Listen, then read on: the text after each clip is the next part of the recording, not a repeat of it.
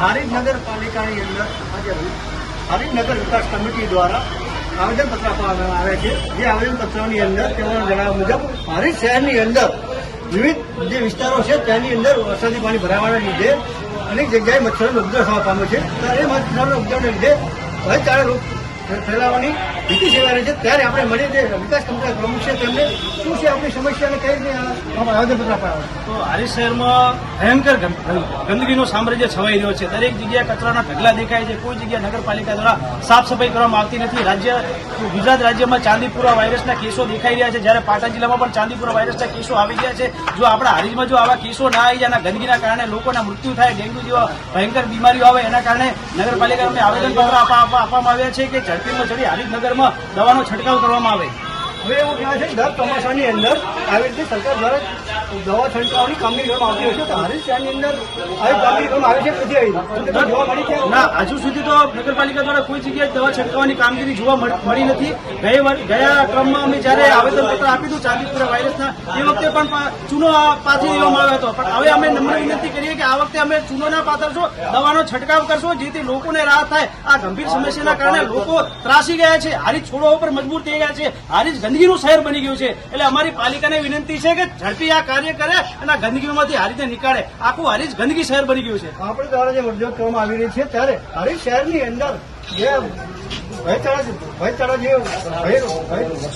રોગચાળા ફેરવાની ભય સેવાઈ રહી છે. ત્યારે આપણે જોઈએ કે હારીજ નગરપાલિકા આવી સરકારી ગ્રાન્ટો આવતી હોય એ ગ્રાન્ટો પૂરી વપરાય છે એવું તમે માનો છો કે વપરાય છે પૂરી ગ્રાન્ટો? નથી જ વપરાતી. વપરાતી હોય તો હારીજમાં ક્યાંનું અમારા આવેદન પહેલા દવાનો છંટકાવ થઈ ગયો. અત્યારે દવાનો કોઈ જગ્યાએ છંટકાવ થતો નહીં. વરસાદ કેટલી વાર વરસી ગયો, ગંદકી દેખાઈ રહી છે, રોડ પર કચરો દેખાય છે, ગટરો ઉભરાય છે. પણ ધુણિયા વિસ્તાર, જલારામ પાર્ક વિસ્તાર, ઇન્દિરાનગર જે શ્રમજીવી વિસ્તારો છે ત્યાં ગંદકી, મચ્છરોનો ઉપદ્રવ ત્રાસ સેવાઈ રહ્યો છે, છતાં કોઈ દવાનો છંટકાવ કરવામાં આવતો નથી. રાજ્ય સરકાર દરેક જગ્યાએ સફાઈની ગ્રાન્ટો મોકલતી હોય છે. શું નગરપાલિકામાં ગ્રાન્ટ નથી આવતી? તો નગરપાલિકાને અમારી વિનંતી છે કે ઝડપી આ કાર્ય કરવામાં આવે, લોકો મૃત્યુના માર્ગે પહોંચી જશે. અમારા દ્વારા એવું કહેવામાં આવે છે કે અત્યારે હાલ જે પાટણ જિલ્લાની ચાંદી વાયરસ જે ફેલાયો છે એમાં 2 કેસ પાટણ જિલ્લામાં આવ્યા છે અને 1 કેસનો મૃત્યુ પામ્યો છે. એવા અહેવાલ મીડિયા દ્વારા મળ્યા છે. ત્યારે જોઈ રહી છે આ રોગ આપણા પાટણ જિલ્લાની વધુ ન ફેલાય તેવા માટે આ નગરપાલિકા દ્વારા શું કાર્ય કરવામાં આવે એ તમારી માંગ છે? અમારું તો માંગ એ છે કે હારીજ નગરની સફાઈ કર્મચારી દ્વારા પહેલા કચરાનો જે રોડ ઉપર રસ્તા ઉપર કચરા પડે સફાઈ કરવામાં આવે. જ્યાં ત્યાં ગંદકી થઈ રહી છે એનો નિકાલ કરવામાં આવે.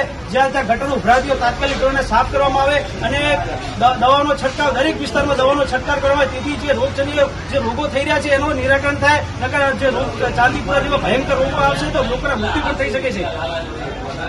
આપ જોઈ રહ્યા છો હારીજ શહેરની અંદર નગરપાલિકાના જે વિકાસ કમિટી દ્વારા નગરપાલિકા આવેદનપત્ર આપ્યા છે.